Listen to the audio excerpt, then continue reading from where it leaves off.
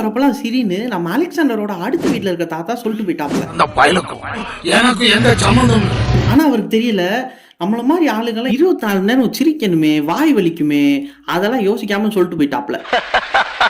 ஆனா நம்ம இப்ப பார்க்க போற இந்த 3 படத்தை பார்த்தோம்னா 24 மணி நேரம் சிரிப்பீங்களான்னா தெரியாது. ஆனா கண்டிப்பா ஒரு அரை மணி நேரம் ஆச்சும் இந்த கடன்காரங்க தொல்லை இதெல்லாம் மறந்து சிரிப்போம். வாங்க பெஸ்ட் 3 காமெடி மூவிஸ் தான் பார்க்க போறோம்.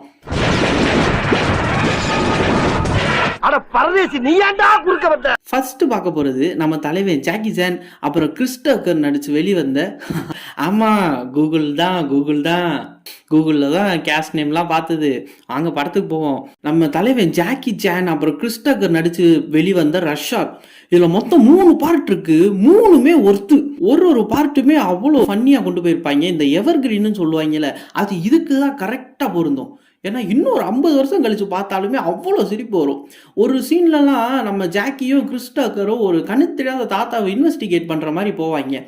அந்த சீனை மட்டும் பார்த்தாலே போதும், படத்தை பார்த்துடலாம். ஏன்னா அவ்வளோ ஒர்த்தாக இருக்கும். ஆகா இந்த ஒரு சீனே நல்லா இருக்கேன்னு. அதனால் கண்டிப்பாக பாருங்கள். 3 பார்ட்டுமே இருக்குது. ஞாயிற்றுக்கிழமை உட்காந்து குடும்பத்தோடு கூட பாருங்கள், பார்க்கலாம்.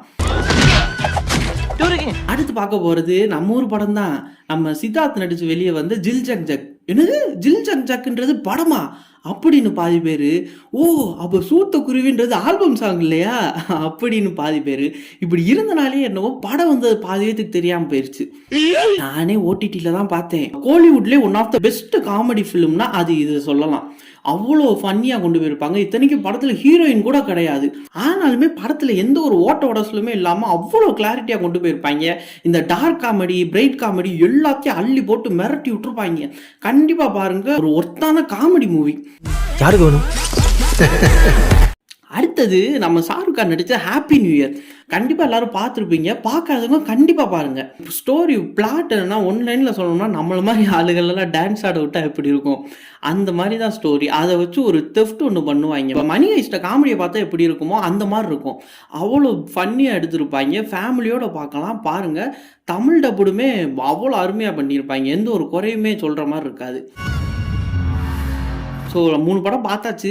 புரியுது ஹேங் ஓவர் எங்கன்னு நீங்கள் கேட்குறது எனக்கு கேட்குது. ஹேங் ஓவரில் ஃபேமிலியோட பார்க்க முடியுமா? முடியாதுல்ல. அதனால் அதை நம்ம இன்னொரு லிஸ்ட்டில் வச்சுக்கலாம். இப்போதைக்கு இவ்வளோதான். Thank you guys. ஷேர் பண்ணுங்கள். அப்புறம் அடுத்த நிமிஷம் நிச்சயமில்லாத வாழ்க்கைங்க. அதனால் மறக்காமல் சப்ஸ்கிரைப் பண்ணி விட்ருங்க. Take care all. டாடா.